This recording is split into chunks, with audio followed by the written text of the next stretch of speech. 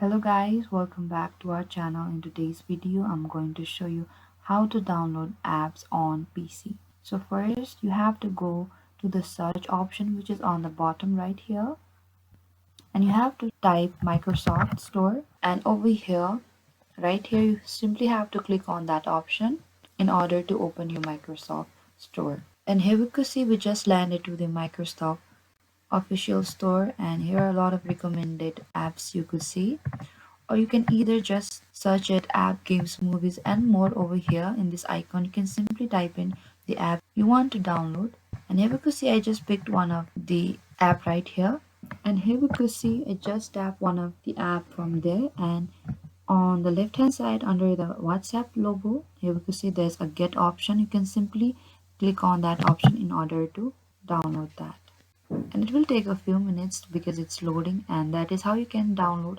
any app from your PC. So thank you for watching this video. I hope I could help you. Don't forget to like, subscribe and hit the bell notification icon for more upcoming uploads.